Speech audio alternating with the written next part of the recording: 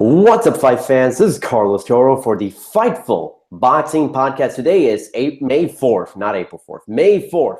And for those of you, and the one laughing right there is the one, the only, Steven Muehlhausen. Steven, happy May the 4th. May the 4th be with you. May the 4th freaking be with you, amigo, and may the 4th be with everybody. First, are you a Star Wars guy?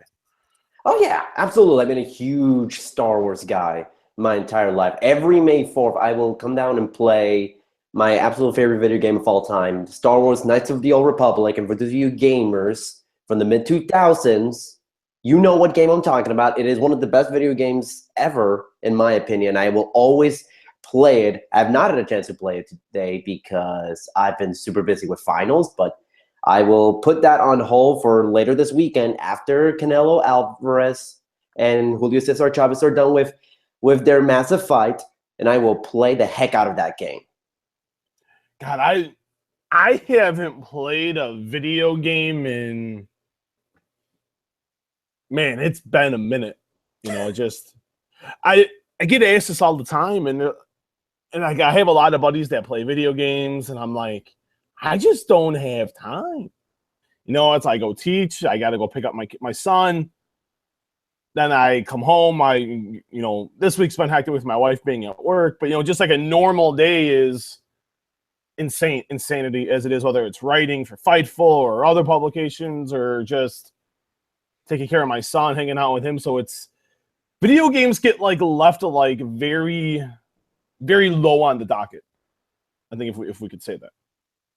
Yeah. Unfortunately, I used to be big into video games, man. Like old school Nintendo, Super Nintendo, then Sega, then the Nintendo 64, and then I think for a minute I had an Xbox. For one time, for about a week, I had Xbox and PS3 at the same time. Oh, it didn't last long. Wow. Not bad. Yeah, well, story to that. The woman I was with at the time bought me an Xbox. My dad went and bought me an Xbox. So I made the girl I was with take the Xbox back and got me a PS3. It was such a, man, that was, let's see. God, that was almost 15 years ago. Holy Christ. That means I'm old. Oh, yeah, you are. Damn, you're definitely old. 36 and going, man. I feel every bit of 36, but no. Star Wars is awesome. May the 4th be with everybody. And tomorrow is Cinco de Mayo. And when it's Cinco de Mayo, like you said, it's Cinco de Mayo weekend. But let's thank everybody first. Me and you have been talking about this starting last week off air, and then last Thursday, and then last Saturday, and just throughout the week. And we want to thank everybody. These numbers for last Thursday's podcast and for the fight, for the post-show recap, amazing. Amazing. You were telling me there was only been a couple podcasts that have done. Last time I looked, which was this afternoon, we were over 12,000, 500 and something. And the Thursday podcast was a little bit over 1,100. So we want to thank you guys. You guys are the reason we're doing this. We love doing it. And then this leads also to Saturday night, which an expected great fight between Canelo Alvarez and Julio Cesar Chavez Jr. So I wanted to thank you guys. We wanted to thank you because the numbers blew us away, and it's absolutely amazing, and we appreciate everyone watching. So thank you guys. Yeah, I mean, absolutely. It certainly shocked me when we hit the numbers that high. It was simply unbelievable, and we hope to bring you that much entertainment and analysis that all of you came to watch on Saturday, last Saturday for tonight and this upcoming fight against Canelo and Julio Cesar Chavez. And my goodness, the hype for this fight is certainly real. And honestly, the closer we are getting to this day, I am getting a lot more excited about this fight. And I didn't think I would get this excited because of a number of things that we'll get into throughout this podcast. But yeah, I'm excited for this podcast. I don't know about you, but this certainly is, the first pay-per-view of the year that really I'm definitely excited, not just for the main card, not just for the main event, but also the undercard. we're very lucky here. 2 weeks in a row, we're getting. You look at the last. Actually, you could say now this is the third week. You know, you got the appetite whet a little bit with Berto and Porter. That was pretty good. They got the juices going a little bit. And then what we got last week for the heavyweight championship of the world between Anthony Joshua and Vladimir Klitschko. And then we cap it off, this great 3-week stretch coming up on Saturday night from the sold-out T-Mobile Arena in Las Vegas, Nevada, live and only on HBO pay-per-view.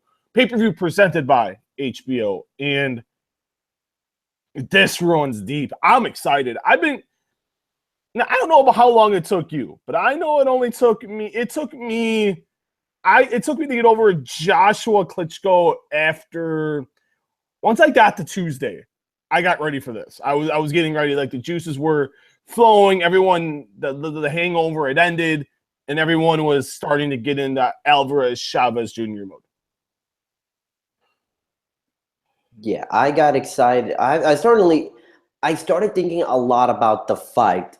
Say Tuesday. That's when I kind of got started with the fight. And it's not that I couldn't get excited for Chavez and Alvarez, but it's because we had the last 2 weeks has been really, really great for boxing. So it's hard to think that far ahead when you already had such a massive fight taking place in London this past Saturday. And to be honest with you, I think Canelo and Chavez Jr., you know, there's a lot, even though there's no world titles, no world title eliminator at stake, there's only, I guess, a lot on the line. I think for Canelo, this is finally a fight where where a lot of people are expecting him to win and to show that he's every bit the superstar that he is. And beating Chavez, that's going to be a mildly good accomplishment.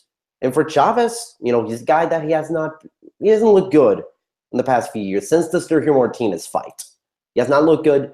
And if he can actually pull off the upset and beat Canelo Alvarez, and there's a lot of things working for him heading to this fight, if he can actually win this fight, his career is automatically legitimized. He'll no longer be working off of the legend that is his father's name. He'll be his own made man. You know, this fight tried to get made once. I remember and I'm right, and just talking to people and then thinking about it now, and I've been hearing this throughout the week.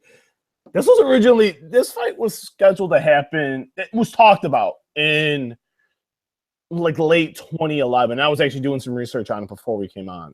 And at that time, it was, you know, Chavez held all the cards. And the animosity even ran deep at that time because you had Chavez was established. He was the man. He was the middleweight champion of the world. And Canelo was the young gun coming up. And, you know, it was, you know, talked about the proposed fight with Floyd, and, you know, you had all of that going on. And it was a matter of would it get made, and it didn't get made at that time. And a lot of, you know, there was a lot of bad blood before then, and the bad blood only got worse as this time went on. And one side blamed the other. But if you really look at it, I blame Oscar De La Hoya 150% on that. And I blame Canelo for that fight not happening. I don't give too much blame to Chavez in that aspect. But now you look at the rules are reversed. The animosity's only gotten deeper. The hatred, you can cut the tension with the knife. If you guys haven't watched any of the stuff on like the HBO Face Off or any of the stuff that, you know, the HBO's been putting up on YouTube, and if you look at the press conference from yesterday, you can see the stare down. These guys don't like each other. You can tell they hate each other. Canelo thinks Chavez is lazy. You know, he could have, you know, this fight should have happened a long time ago. It's just a lot of, you know, Chavez calling Canelo a chicken for ducking Golovkin. It's something I've seen and something I believe. This is the Mexican Super Bowl. You got the two biggest names in Mexican boxing since Julio Cesar Chavez Jr. So you're looking at in the last, you know, Chavez retired, I think, in like 97, 98. In the last 20 years, these are the two big, or when he was relevant, these are the two biggest names in Mexican boxing. Bar none, and they hate each other. This is to become the king of Mexico, if there is such a thing. And I think we'll find that out on Saturday night. Now, let's But let's dissect this fight one by bit. And I think the biggest thing that a lot of people are looking at is the weight. 164.5-pound catch weight, almost 10 pounds more, 9.5 pounds more than Canelo has fought at the most in a fight. Canelo's, even though he's technically fought at middleweight in his last several fights, they're all been at 155-pound catch weight. And then you look at a guy like Chavez, who at one point was a world champion, 160 pounds. Then he started moving up to 168 and 175. And he's been having a lot of trouble in the last few years trying to make weight. So now they're going to have him go at 164.5-pound catch weight. Chavez said that he's going to be all right, that he's not going to have any issues making weight.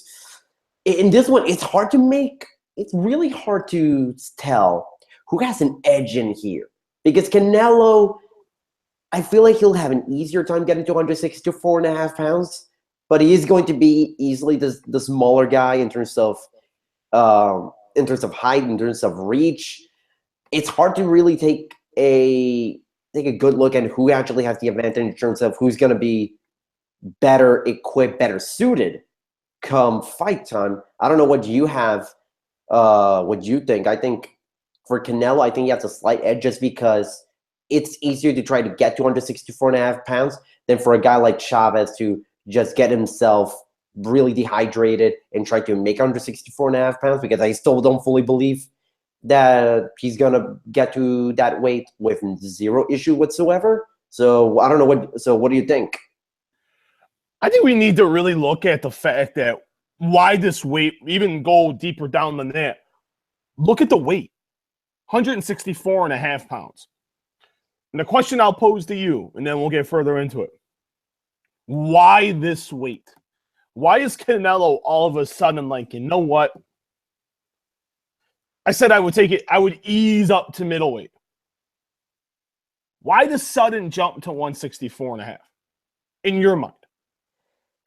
See, in my mind, when this fight was first announced on 164.5-pound catch weight, I thought that my immediate thought was maybe this is some sort of a test to see if he can get to that weight and if he's able and go up against a guy who is big. He's a bigger, Chavez is a bigger guy than Canelo. And I'm thinking maybe this is some sort of long-term planning for Golovkin, because Golovkin has said he wants the fight at 160 pounds, not some BS 155-pound catch weight. And I thought if he can get to 164.5 pounds with relative ease, then he'll feel confident in saying 160 pounds, and then there would be no issues or talk from the public saying like Canelo can't cut it at anything higher than 155 pounds.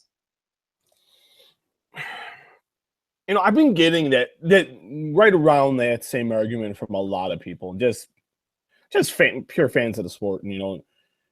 And the more I've thought about it, I tried to get on that side, and I tried to get it, and there's still a lot of me, though. At the end of the day, he wants nothing to do with Gennady Golovkin. And I think Canelo and Oscar De La Hoya, from the head of Golden Boy Promotions, I think they view this as the bigger fight than Golovkin. And in a way, I think they're right, because you're looking at reports are out there, and I've confirmed those reports that this is trending to be one of the biggest. This will be the biggest pay-per-view of the year. But you're trending about 1 million, just in terms of Mexican homes, of 1 million people buying this on pay-per-view. It's trending that way.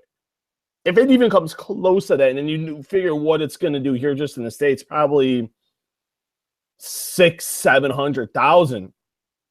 I think you're looking at a minimum of 1.5 million buys on pay-per-view. Even if you hit 1 million, that's a success. You're hitting 1.5 million, that's a bigger success. I don't think Canelo and Golovkin will. I think it has a shot of hitting 1 million, but I don't think it has a shot of hitting 1.5 million. And I think Canelo just views this as the bigger fight. In a lot of ways that you look at it, if this fight was made if Chavez would have stayed on the straight and narrow path and made weight, stopped snorting the weed and getting DUIs and snorting coke, and cocaine and stuff like that, I think this is a different story. I think this fight could have been a record setter. And I just don't get the sudden leap. Why go up 10.5 pounds? You don't need to do that. There's no necessity at that point. I would have made the fight at 160 and made Chavez struggle to get to 160. You're not going to fight Golovkin at 164. And at that point, that's a super middleweight fight. You're looking at 164. You're basically fighting at super middleweight. Is what you're fighting at. And it's that old saying, Carlos, you better, how's it go? Better, something about hoping and wishing. And, Canelo he really better hope Chavez is the Chavez that he saw against Sergio Martinez. Because the way Chavez is looking, the way he's talking, and from talking to people in his camp, this is a totally different. This is the Julio Cesar Chavez Jr. I'm told of when he beat Andy Lee, when he became the WBC middleweight champion of the world. I think Canelo Alvarez is in for a very big rude awakening coming up in 2 days. I really, really do.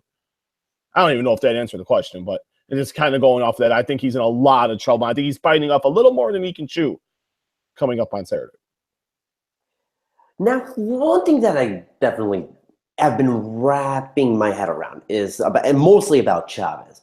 Because to be honest with you, this fight really is a little bit more about Julio Cesar Chavez, because he's been kind of in obscurity ever since he lost to Sergio Martinez all those years back. And don't get me wrong, Chavez was dreadful in that fight up until that 12th round. And then in the back of my mind, I'm thinking, this guy has the potential to be such a great fighter. You look at that 12th round, that kind of desperation, that kind of urgency, and the power that he carried. It's not easy to take down Sergio Martinez, even though he was old and he was in the twilight years of his career. It's still not easy to take him down like that. So now I'm thinking, it's possible. Could it be that we're gonna see that Canelo Alvarez fight? Because I think for Canelo, I think if you're Chavez, I think if you're Chavez, you're feeling actually pretty confident. You may be thinking about what has worked well for you throughout all those years, throughout the years in which you become a champion, in which you've taken people by surprise, and just use that to your advantage. Because listen, Chavez has a ton of power.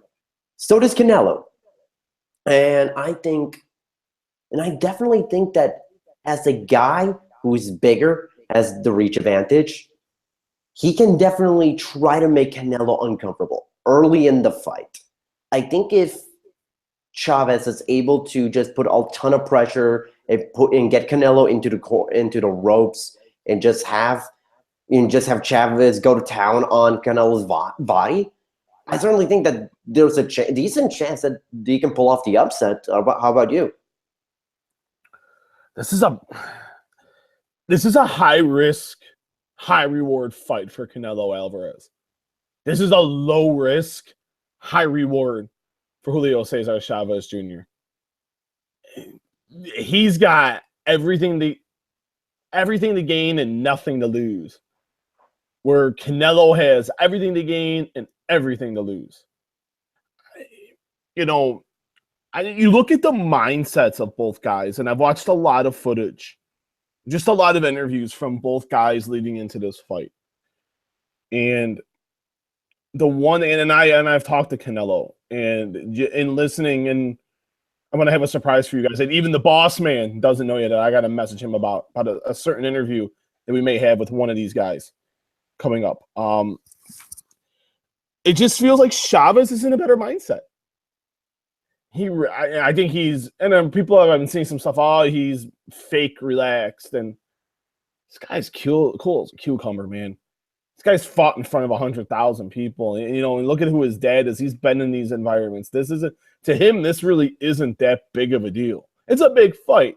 It's to determine who's the king of Mexico. Who is the best boxer in Mexico? There's a lot of pride in that. And I think he takes a lot of pride in that. He knows how big this is. And that's where I think this plays into Canelo's advantage. Because Canelo's been here before. This is nothing new to Canelo Alvarez. He's been in these big fights. He's been in these big fights for a very long time. This is no joke to him. This is a walk in the park. You just look at the guys he's faced. Mayweather. Miguel Cotto, Amir Khan. Regardless of what you want to say about Shane Mosley, he faced Shane Mosley. He faced Austin Trout when Austin Trout was on top of his game and regarded as one of the best 154-pound fighters in the world. Josecito Lopez when he was on top of his game. Kermit Cintron, a former world champion. Carlos Baldomir, a former undisputed welterweight champion. This guy's been there. He's been to the dance. This is nothing new for Canelo Alvarez. And this is where something beyond the Sergio Martinez fight. Julio Cesar Chavez Jr., Carlos, hasn't been in this big fight like this. He's been in one big fight that did about 500,000 buys, between 400,000 and 500,000 buys on pay-per-view. Canelo's had the millions and the millions and the millions watching him on pay-per-view and around the world. This is a cakewalk for him. I think in terms of big fight experience, I think Canelo has the advantage. But on the mental side of this, I think Chavez has the advantage here. I think Canelo is that amped up. He feels disrespected. He is not a fan of Chavez Jr. whatsoever. I think it's the mind versus matter mentality. Big fight experience, the mental side, they both hit like trucks. But does the power, in your mind, does the power translate from going from 154, 155? That doesn't mean that. Yeah, it's middleweight, big freaking deal. This is now where you're playing with the big boys now. This is big boy power. Does that power translate for Canelo Alvarez to 164 and a half? I don't know if it does. That's another big key going into this fight because we know with Chavez it's there. I don't know if it's there with Canelo. I really don't. Yeah, it's hard to say whether or not the power actually does translate because it's very hard for any boxer to certainly be the same boxer they were from one weight class to the next one, and that's usually 5 pounds. You're essentially going almost the equivalent of 2 weight classes for this one fight. And we've seen guys in the past try that, and it hasn't worked all too well. I look back to when Kell Brook fought Golovkin. Kell Brook went from welterweight all the way to middleweight, and he looked good at first, but then Golovkin's power just was too much for him. And I think Chavez, I think his power is gonna be a little more in display with Canelo because I'm not 100% sure what exactly has been his training for a weight class such as this. Because you've been training, let's face it, yes, he's been a middleweight for the last 5 fights. Technically, at middleweight. He's been training as if he was going to be he's been a super welterweight or a junior middleweight for most of his career because that 1 pound really doesn't make a difference. No. Now, I'm curious whether or not I think what Canelo could have worked on throughout this entire training camp is trying to make the transition from 155 to 164.5 pound as easily as possible. But I think to an extent, you're gonna lose some power. I think we're gonna see some power of Canelo that we're accustomed to seeing, but we're not gonna see the same mold Canelo Alvarez. And I think that's where Chavez can take advantage because he's so much bigger. We know he's going to have that much power at 164.5 pounds. And that's where I think that getting the advantage early on is going to give Chavez such an edge in those 6 rounds. Because the one thing that also needs to be taken into account when making that drastic weight change is Canelo's stamina. I mean, we're used to seeing him fight 12-round fights. That's not the issue. The issue is not whether he's going to be able to do 10 pounds heavier than he's normally accustomed to. And that's another key factor, not just power, but stamina. And I think that the stamina is going to be a factor for both guys because Chavez has struggled with making weight and he's looked winded and dehydrated in some of his last fights. So I think whoever can manage their stamina early on in the middle rounds as best as possible, and if they have that second win, it's kind of similar to what we saw in the Joshua Klitschko fight. It's similar to what we got. If whoever is able to catch their second win and take advantage of whatever power they have, I think that could also win the fight.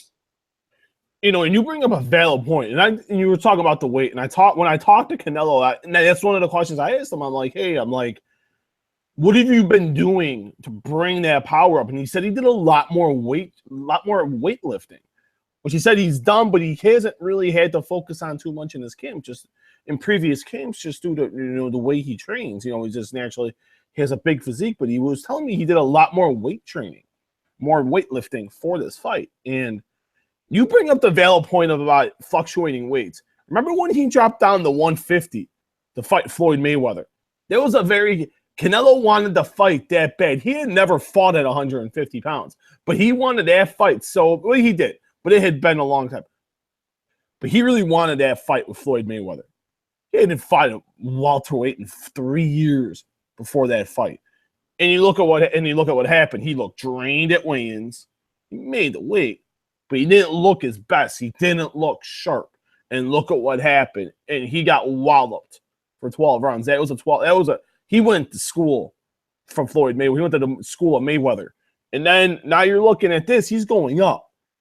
I just think going up that much weight was a mistake. He's the A, as they like to say in boxing. He was the A side in this situation. I would have kept it at 160. Make Chavez. Chavez even said he could have gotten down to 160. I'd have made him try to get down to 160. This weight's going to play a big factor. And like you said, with Joshua Klitschko, it looked like Joshua after the fourth round, it looked like Joshua was really tired. He gained that momentum. He got that second adrenaline rush in the latter half of the fight. And look at what happened. And he knocked out Vladimir Klitschko. I think it's different here because you got two young lions. And that's what I'm intrigued by. You got Chavez is 31, Canelo's 26. You look at that right there alone. Still two young guys who but have been through the wars. I think, like you said, how these guys pace themselves in the first couple at least to the sixth round, the fight goes that long. You get to about the midway point of the fight, I think you'll be able to tell by then who's going to win the fight. Who's the fresher fighter. So whoever's the fresher fighter, I think will win the fight. I really do. But also remember, we're talking about weight here. If Chavez will get fined and have to give to Alvarez $1 million per pound that he is over. So remember that as well. I think that's a very big key with weigh-ins being Friday. It's a very big thing no one's talking about here. There's a lot of financial incentive as well, I think, for Julio Cesar Chavez to make sure he makes 164.5. I think he makes it pretty handedly. I think he comes in, I'm going to say either 163 or 163.5. I think just to prove a point to everybody that he can make weight, and I think we're underestimating his value going into Saturday night. Which I think is going to be pretty big because a lot of people already, for the past few years, have kind of written off Chavez's career. Let's face it, after that Sergio Martinez fight, he has been in absolute limbo. I mean, he's challenged for like an international or intercontinental light heavyweight title, and he lost that one. I think it went to Fonfara, and then you have to look at all the doubts from coming from that Sergio Martinez fight. And you mentioned earlier in the fight about the mindset. You're absolutely right. Let's face it. If Chavez loses the fight, it's really not gonna affect him career-wise. It's not. No. It really doesn't.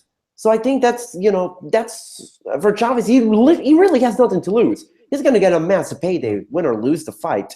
And even if losing the fight, if he looks well enough, he could still attract a lot of big fights just from this Canelo fight. It's Canelo who is going to have a ton of pressure in the back of his head, because you know that there's going to be that question throughout the next couple of days about Gennady Golovkin. That's been a story for the past week and a half, that Golovkin will fight whoever wins this fight, and that Canelo is just focusing on Chavez. And I know he'll say he's not worried at all about Golovkin. If that fight happens, it'll happen. But you gotta imagine that for all the talks that have been happening for the past year and a half, it's gotta stick somewhere in his mind, because he's been hearing it so much. And it does. He's lying. Sorry to cut you off. He's lying. If he's lying to the public. I didn't bring it up to him.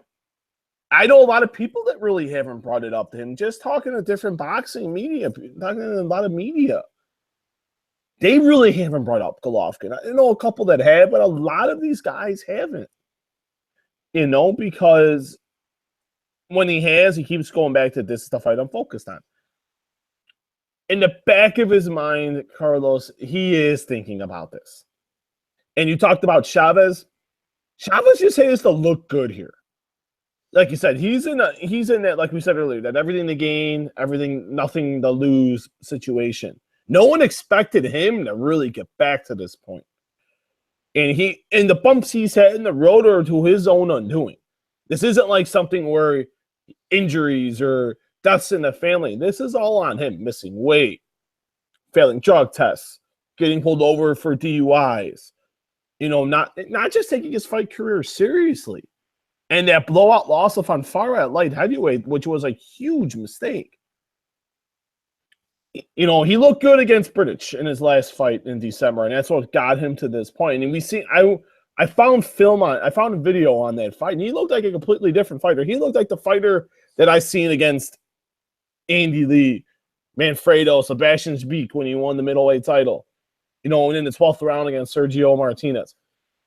If you get that Chavez, I think we're going to be in for an entertaining fight. But this is a redemption fight for Julio Cesar Chavez Jr. It really is. At the end of the day, he needs the win. But even if he loses, and he shows the heart that a lot of people don't think he has at this point of the game, if he shows that intestinal fortitude, I think he gains a lot of those fans back. I think he gets back into that conversation among big fights. I really do. Now, but we're going to soon get into our predictions, and we will. But before we do get our predictions and talk about the undercard, which I think are a pretty decent undercard. In your opinion, the boxing expert, Stephen Muehlhausen, what's going to be your keys to the fight if you're both Canelo and you're Chavez? I'll put you on the spot. If I am... Well, the first thing for Chavez is to make weight. I think that's the first option. Does that. And then go into the fight, I think he's just got to control the fight with the jab. It was like what we were talking about with one of the keys last week for Vladimir Klitschko. And Klitschko did it early. And when Klitschko was winning the fight, he was popping the jab. You have the reach advantage. The jab, I said this last week. The jab sets up everything. That is common sense in boxing. If you have a good enough jab, I think, the jab can get you a lot of places. And you look at the fact that Chavez is with Nacho Bernstein, one of the Hall of Fame trainer, one of the best trainers in boxing. They're working on conditioning. I think they're working on the jab. I really just think, his footwork has got to be on point. He's got to know when to get in and land that patent left hook. That left hook is nasty. Ask Sergio Martinez how that left hook was. I'm still shocked Sergio Martinez got up, but I just watched that fight. I think I watched it Monday. Just I wanted to get my mind ready for this fight, and I watched that fight. That left hook is dirty, man. It's a great left hook. He's got to land the jab. The jab will set up the hook. He's a technical fighter. He's got power in both hands. He's got 32 knockouts out of his 50 career wins. This guy can knock people out. I think if he just controls the jab, he can control the pace of the fight. Canelo's not the most technical fighter.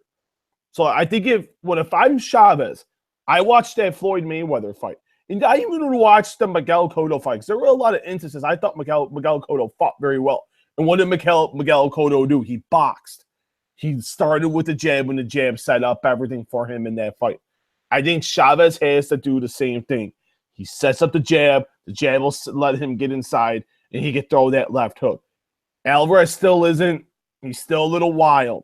He's still a little bit of a flamethrower. I think if Chavez can control that aspect, I think he can win the fight. For Canelo has to keep his poise. I think that's the most important thing. Keep the poise. 90% of this sport is mental. With any sport, it's 90%. The rest of the 10% is your skill. And Canelo's got a lot of skill. Well, I would love to see Canelo work on become a more pure technical boxer. We've seen that from Golovkin in his last few fights, known as a power puncher. And now you're starting to see starting with the David Lemieux fight, and we'll get into David Lemieux in a moment, started to become more of a technical boxer. He started leading with the jab. The jab sets up that power right hand. And that's what Canelo needs in this fight. If he gets the same thing, when he jabs, he's got a powerful jab. But a lot of times I've noticed with Canelo, it's a push jab. If he just pops the jab, I think he's going to have to go on the inside. He's going to take some shots. And I think that's where Chavez has the advantage. But he has to get in. When you get in, get out. His footwork's also a little sloppy. He's got to work on that footwork. If he worked on that footwork in this camp, which you're going up to a heavier weight, you have to have good footwork. I think if he has good footwork, I think that's another key to the fight. Because then that will let him get inside. That'll let him move side to side. He can go to the right. He can go to the right. He can avoid that left hook. I mean to the left, and he can avoid that left hook. I apologize. The jab's the key for both guys, but I think the footwork and the composure, I think, is really going to be a key here for Canelo Alvarez. If he can put all that together, I think he wins the fight. I won't give my prediction yet. I'll see what you think, Carlos, but I think those are some of my keys to the fight coming up on Saturday night.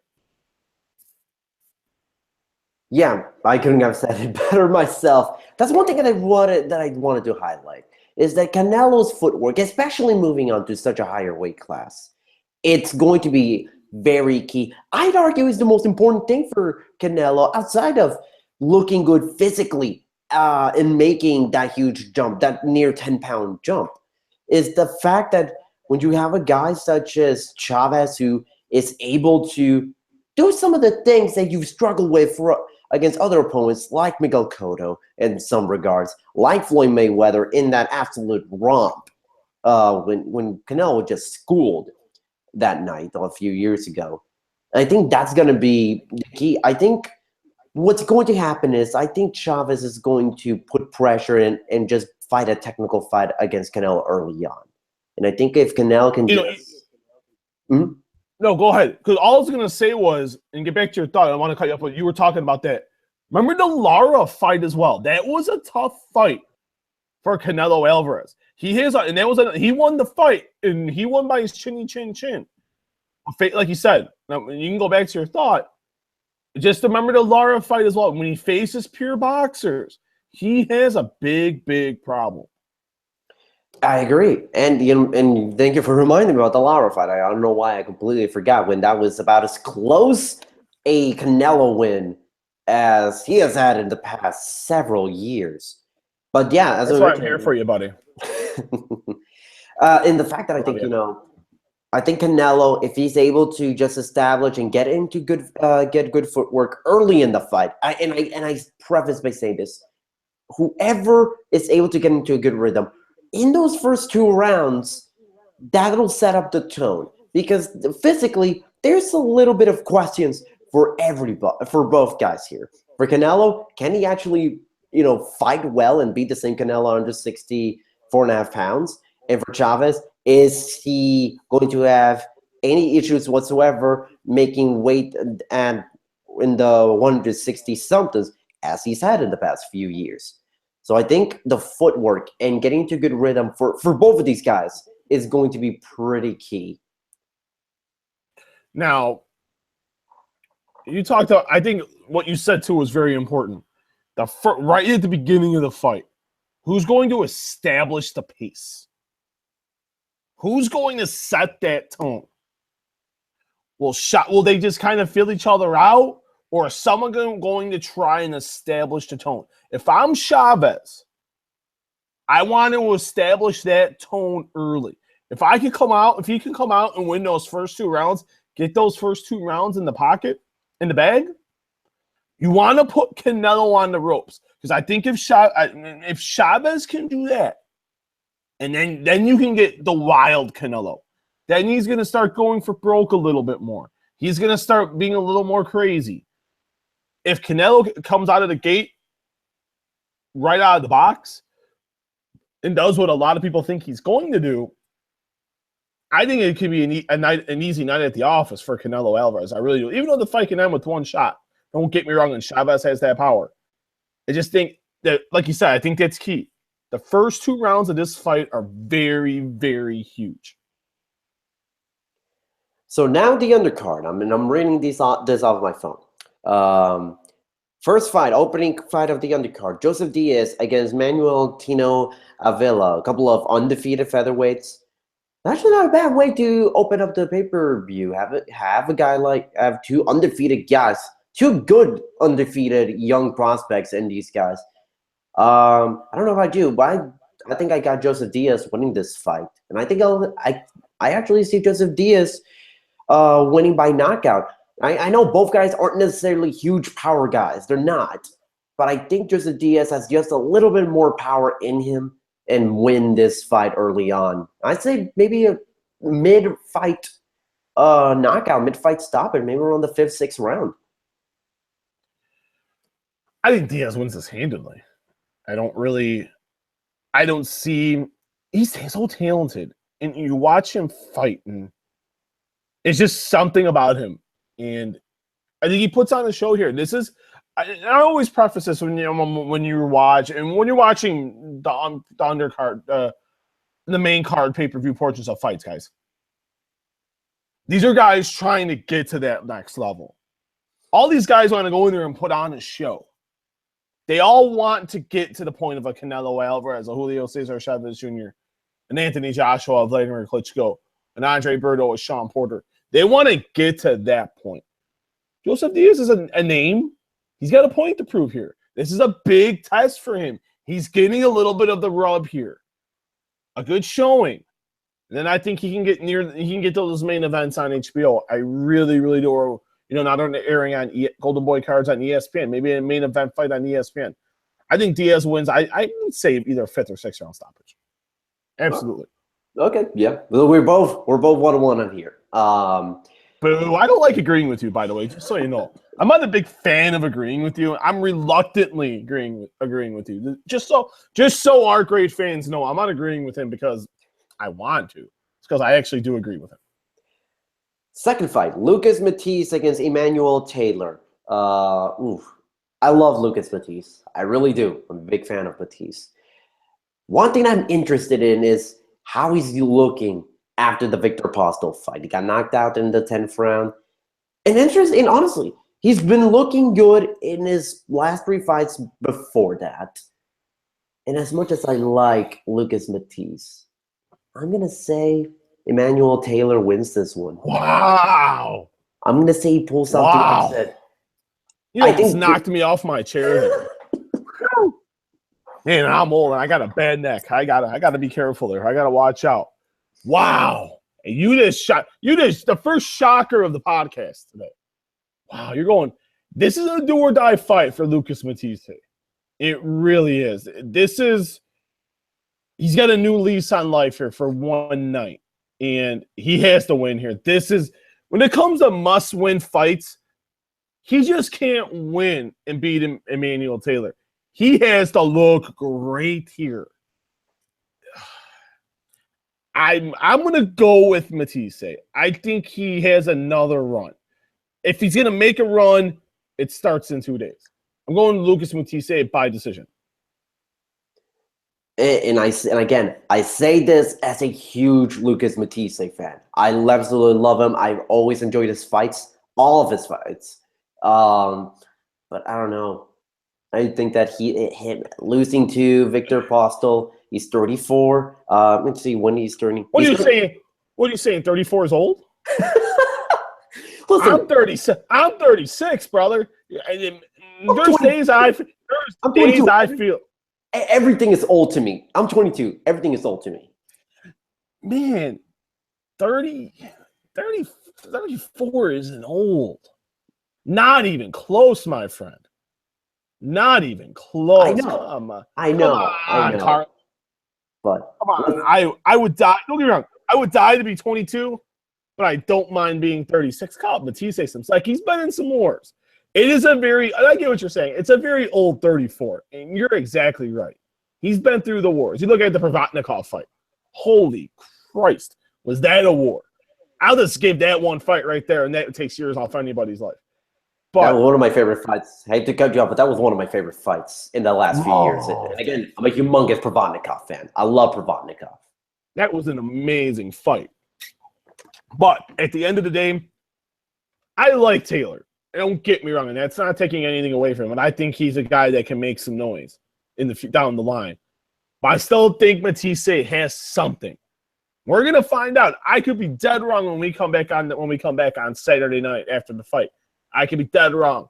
But I'm gonna go with my gut here, and I'm gonna go with Lucas Matisse. Co-main event: David Lemieux versus Marco Reyes. Once again, what is it with Lemieux? Somehow finding his way into fights with the guys with huge knockout numbers. And you know what? If there's anything like Lemieux's last fight, this is going to be a short fight, but it's going to be the funnest fight of the night, bar none. I look at David Lemieux, and this guy just doesn't get the credit he deserves. People just think, he's a guy with nice hair who's Canadian and can hit kind of hard. He's got beautiful hair. I would love to have hair like that. But the guy can hit. He can fight. Look at the heart he had against Golovkin. That's a heart of a champion. And look at that knockout against Curtis Stevens. I watched that early this evening, and I got goosebumps on it. Anyone can see. It is not cold in my basement. I got some goosebumps here, gents. I got some right there. Some beautiful stuff right there. This is quality video. This is quality video. Knockouts get me excited. Knockouts get me geeked. I got like goosebumps going up and down my neck right now. It's absolutely amazing. I wish we could have like the video. I wish I had a better camera on this computer. And you guys could see the goosebumps going down my neck and my back here. Because David, that was one of the best knockouts I've seen in a while. And he earned another opportunity. Like you said, he really wanted on this card. Golden Boy wanted him on this card. And he is the backup plan. If the fight with Golovkin doesn't get made for one reason or another, this is De La Hoya's backup plan. David Lemieux has to win for that plan, at least if somehow this fight with Golovkin doesn't get made for September. And, it's not a bad backup plan. I think David Lemieux is a very good fighter. I think this is a blowout here. Reyes is the setup guy here. He is what we call in boxing the tomato can. In this scenario, he is supposed to stand there and get his block knocked off here. If we want to say that, I call David Lemieux by massacre, and that's what I'm going with. I'm not giving it around. I just think he wins by a massacre. I agree. All I say is David Lemieux is going to win this easily. It's going to be a super fun fight. Because David Lemieux always has great fights. That's still one thing, and even the Golovkin fight at moments, because he hit Golovkin a couple times, and he clocked him pretty good.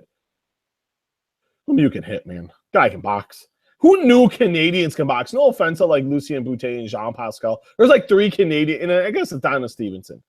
And we'll talk about him at another time, but you got like 4 Canadians that can box. That's 4. I'm not a big fan of Canada. I know we're owned by Canadians. I apologize. I shouldn't have said it. But no, I like racing Canadians. I have a big Canadian fan base. But Canadians in sports, I thought Canadians are just good at drinking beer. And I love beer. I love Molson's. Molson, some Black Blue. sponsorship, by the way. I hope the Molson people are watching. The LeBlanc people are watching. I like Molson's. You drink Molson's? You're in New Jersey. In New Jersey, you tasted it. Oh, come on. Go. You got finals tomorrow, or are you done? No, I'm done. Your job for tonight. Are you close to a liquor store? If I had a car. Are you close to a liquor store by foot? No, not even close. You got a bicycle? No. The closest means to transportation I have is sitting 1,000 miles south of here in Puerto Rico, and it's a Jeep. That's the closest thing I have to transportation. Wow. You gotta buy a car, man. Get a scooter. Buy a bicycle.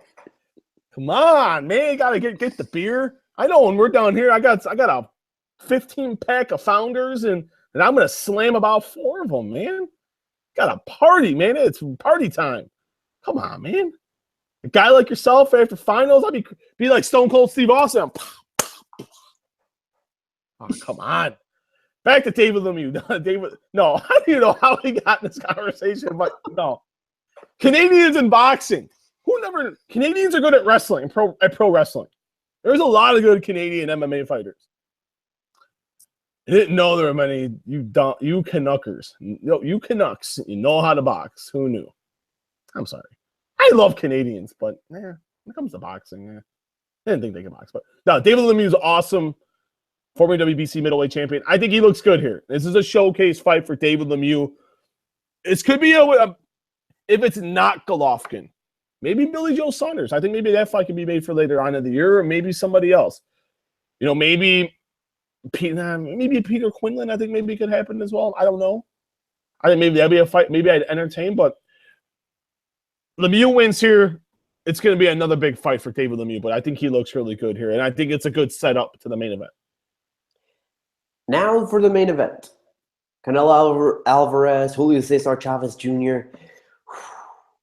See, I've been saying Canelo throughout this entire time. But the closer we get to fight time, the closer we get to both guys being in the ring, there's just something in the back of my mind that's telling me this could be Chavez's night. And I want to, and listen, and I root for the guy. As a lot of times, I just root for him because I know he can be an outstanding boxer. But I don't know. It feels like he's been already counted out so many times. But there's a lot going for him. There really is. And I think, ultimately, I'm going to say, my mistake, sorry. Still a little under the weather from last week. Man. You're good. I'll say Canelo wins. So for now, Canelo wins in the cards, majority decision. I think that's going to be an extremely. It's going to be that. You're going to the cards. You're going to the cards. I think it's going to You're going to the cards. Wow. Ask me in 24 hours. Wow. And I could even say Chavez wins like 9th round stoppage. Because the closer we're getting to this fight, the more I'm liking Chavez. But I still think at this moment, Canelo's winning in the cards. Maybe we're going to see a couple of knockdowns. But I don't think either guy. Has. They have more heart than to just simply be knocked out of the fight outright. I think both guys are going to punish each other all night long, and we're going to get a decision in the cards. Really, man, this fight is. I've been on that same boat of going back and forth on this, and I got asked this on Monday. I did a radio interview for CBS sports affiliate out of Michigan. And at the time I went with Canelo, it's because I really just thought that, man, I don't know if Chavez is ready for this. And the more I've thought about it, the more I've listened to Canelo talk, and the more I see how composed Julio has been. And, and I've been watching their fights, and I just think this weight's going to be too much for Canelo. I'm going to go with the upset. I could be dead wrong, and I'm fine with that. But I'm going with Julio Cesar Chavez Jr. I'm going to think he's going to knock him out in the 10th round. I think it's going to be a back-and-forth fight. I think that each guy early on is going to have their moments. And I just think the power of Chavez is going to be too much. And I think Julio Cesar Chavez Jr. gets that redemption, and I think he shocks the world. And I think we see Chavez Jr. and Golovkin. Chavez Jr. and Golovkin. That's funny. I never really thought about that, but that could very easily happen.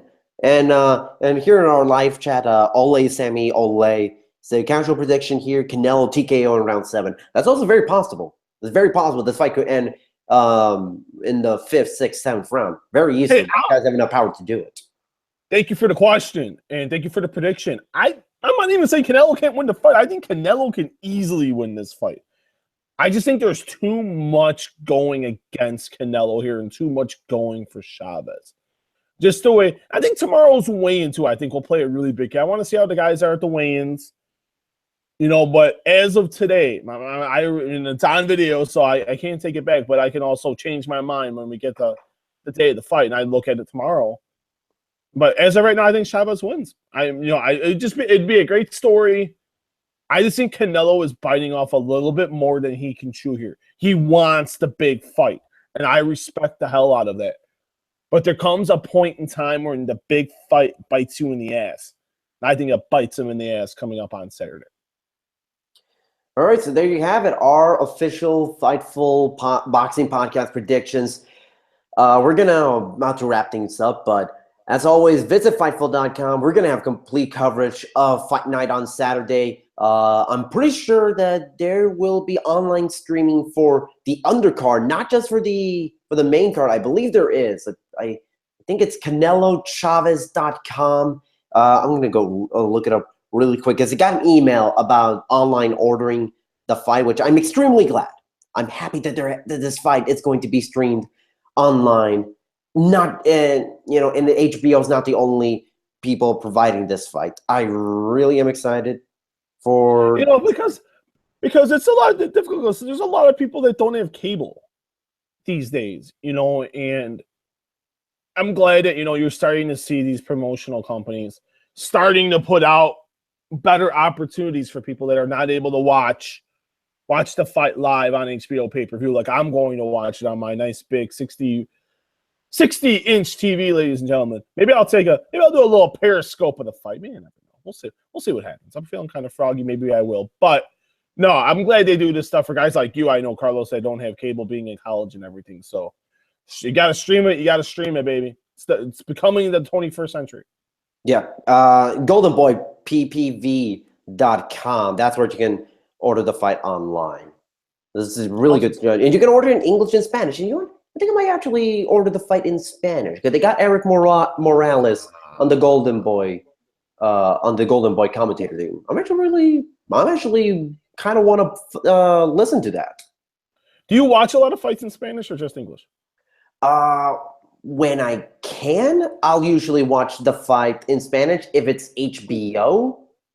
If it's Showtime, always going to be in English. That's for another conversation. That's for another. We'll save that for next week. All right. We'll save that. Yeah, as always, visit Fightful.com. We're going to have complete coverage with live viewing, live discussion, live coverage. I'm going to be since the earliest that they'll be streaming the undercard fights. I will be there giving my general recaps of all the results and everything. I'll be giving round by round analysis and my own little scoring throughout the night for that fight for the main event. And then after that, we're gonna have a little post Canelo Chavez paper podcast. Wow, words are hard. Now the question I have for you, well, because I'm Mexican, so you cannot have drinks. Will you bring a cerveza on for the post fight festivities? Maybe Mexican Independence Day weekend. But no, go to Fightful.com, guys. We're kicking a lot of ass here. We're taking a lot of names.